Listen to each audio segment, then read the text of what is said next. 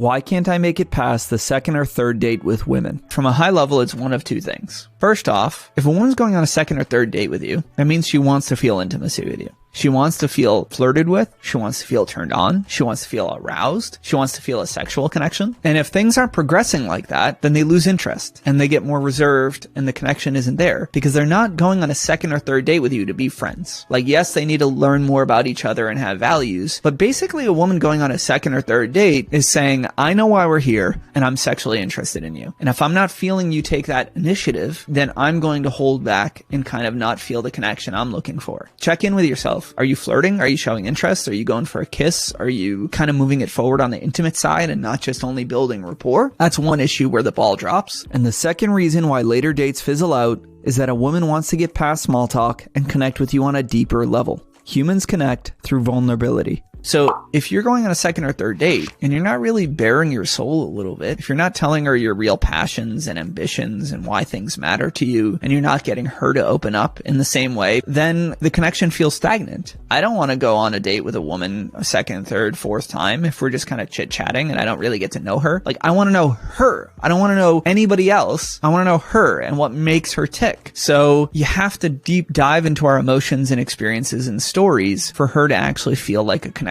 materializing. Client gave an example the other day where he said, I was talking to a girl and she was telling me about going to a friend's wedding. I doubt you want to talk endlessly about weddings. If you don't care about, like, when's the wedding? What's the date? How long are you going to be there? Where's the venue? Don't ask that shit on a date. That's not going to excite you or her. Ask things you care about. So he said, oh, she's telling me about a wedding. And I started reflecting on my own thoughts about weddings. And for example, I would tell a woman in that sense, hey, that's cool. I actually used to like kind of be down on weddings. I used to think they were overrated, and I still think people spend too much money on them in the wrong areas. But to be honest, my wedding was one of the best days of my life. And obviously I'm married, but I'm just giving an example of emotional depth. Is like talking about the fact that, yeah, you realize it's about the people and the experiences. It's not about the venue and the dress and all that stuff. It's about sharing time with the people that you're closest to in life. And it meant a lot to me. And that's going to help her open up and say, I feel the same way. When I imagine my wedding, I don't care about all this stuff. I care about getting to know people. And I've been really trying to like spend more quality time with my family and friends. Then maybe it goes from weddings to spending time with quality people and how we're trying to change that and how we're trying to disconnect. And then maybe that leads to a conversation about trying to put your phone away more, and how my friend Julian is convincing me to turn off notifications and how I think it's unhealthy. I would say that if you're going on multiple dates and they're growing stagnant, it's because the sexual connection is not moving forward and you need to start flirting with these women because they know why they're there. Or two, you're still saying pretty surface level for the both of you. And that's okay. That's not a judgment. It's really hard, man. But you can take a seemingly insignificant conversation like going to a friend's wedding and then talk about spending time with family and friends, then talk about how you're afraid of losing your father and as he's getting old, and then talk about how he was the best person growing up and the values he taught you, and then learn about her grandfather and how he raised her. And then it keeps going deep. And that's where somebody's gonna go on a second or third date with you and say, I have something special with this guy. I don't just have another random Tinder date. I really know this person and he knows me. That's the high level of it, at least.